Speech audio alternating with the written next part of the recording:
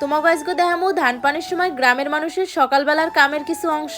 আর হেইয়ের লাগে দেখামু আমি কেমনে এত কামের মাঝেও আমার মায়ের কামে সাহায্য করি। এই সময় গ্রামে প্রত্যেকটা ঘরে ঘরেই সকালবেলা ধান সেদ্ধ করার ধুম পড়ে, যেমনটা ঠিক আমাগো ঘরে হইয়ে থাকে। তাই সকাল সকালই ঘুমটা ভাঙ্গে গেল। ঘুম থেকে উঠে বাহিরে বেরোই দেখি আমার মায়ের আব্বাই ধান সেদ্ধ করার কাজে ব্যস্ত। এই সিজনটারে আমন ধানের সিজন বলে। এই কাজগুলো যে শুধু আমরা করি তা কিন্তু না, গ্রামের মানুষের প্রচুর আমন ধান হয়, তাই এই সময় প্রত্যেকটা ঘরে ঘরেই সকালবেলা কাজ শুরু হয়ে যায়। আমার মায়ের এত কাম করতে দেখে ভাবলাম আজকে একটু আমার মায়ের কাম কাজে সাহায্য করি। এই ধানগুলো এখন ভালো করে সেদ্ধ করিয়ে নেওয়া লাগবে, তাই কয়েক বালতি পানি এনে ধানের মধ্যে দিলাম। এর আগে কিন্তু আমার মায়ের আরো 2 তাফাল ধান সেদ্ধ করা হয়ে গেছে। আমি উঠে দেখি আর এই 1 টিন ধান সেদ্ধ করা বাকি আছে। শুধু কিন্তু আমার মায় না, গ্রামের প্রত্যেকটা মানুষই অনেক ভোরে উঠে এরকম ধান সেদ্ধ করে। এই যে দেখো আমার আব্বাই কত সুন্দর ধানে জাল দিতে আছে, তাই ভাবলাম আমিও একটু ধানে জাল দিই। শীতের বেলা খুব সকালে ধান সিদ্ধ করার এই আগুনের তাপ আমার দ্বারে ভালোই লাগতে আছে। আমি তো তাই অনেকটা সময় তাফালে জাল দিলাম। আচ্ছা, তোমরা কি কোনো সময় এইরকম ধান সেদ্ধ করতে দেখছো? আমার না যাগো গ্রামে বড় হওয়া, আমি মনে করি তাদের জীবনটাই অনেক সুন্দর। কুয়াশায় ভরা এই শীতের সকালগুলো তারা খুব সুন্দরভাবে উপভোগ করে। এই যে দেখো আমি একটা ডিম লইয়াছি ধানের মধ্যে সেদ্ধ দিয়ে খামু, তাই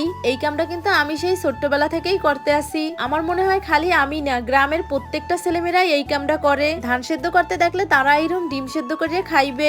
আচ্ছা, তোমরা কেডা কেডা আমার না এইরকম ধানের মধ্যে ডিম সেদ্ধ করে খাইছো কমেন্ট করে জানাই দিও। এই যে দেখো আমাকে ধান সেদ্ধ করা হয়ে গেছে, তাই আমি হাজিতে করে ধানগুলো নিয়ে উডনে মেলিয়ে দিতে আসি। এই ধানটা ভালো করে শুকন্য হইলে কলে ভাঙ্গাইয়ে চাউল বানাইতে হইবে। আচ্ছা, তোমরা কি জানো এই আমন ধানের চাউলের ভাত খাইতে কিন্তু অনেক মিষ্টি হয়। তবে এই চাউলের ভাত একটু মোটা মোটা হয়, কিন্তু এতে অনেক পুষ্টি থাকে। এত কামকাজের ফাঁকে কিন্তু তারা আবার বিভিন্ন ধরনের পিঠা পুলিও বানাইয়ে খায়। আর এই নতুন ধানের চাউল দিয়ে পিঠে বানাইয়ে খাইতে কিন্তু অনেক বেশি মজার হয়। এই সময় কিন্তু গ্রামে নতুন ধানের চালের ঘ্রাণে চারিদিক ভরে যায়। এই যে দেখো ধানের মধ্যে সেদ্ধ দেওয়া ডিমটা পাইয়ে গেছি। এইরকম ধানের মধ্যে ডিম সেদ্ধ করে খাওয়ার আনন্দটাই অন্যরকম। আমার না এইরকম যারা ধানের মধ্যে ডিম সেদ্ধ করে খাইছে শুধুমাত্র তারাই বোঝে এর আনন্দটা কত। কি আমি ঠিক কইছি না? খালি যে ডিম খাইছি তা কিন্তু না, আরো আছে খেজুরের রসের মিডা দিয়ে চাল বোজা না হইল। আমি তো দোলনায় বইয়ে বইয়ে ভালোই মজা করে মিডা আর না হল দিয়ে চাল বোজা খাইতেছিলাম। আর আমাকে ধান যাতে হাঁস মুরগিতে না খাইতে পারে হেয়ে ধাওয়াইতে আসি। হঠাৎ মায়েরে দেখলাম ধানে লাড়া দিতে আছে, তাই আমিও চলে গেলাম ধানে একটু লাড়া দিতে।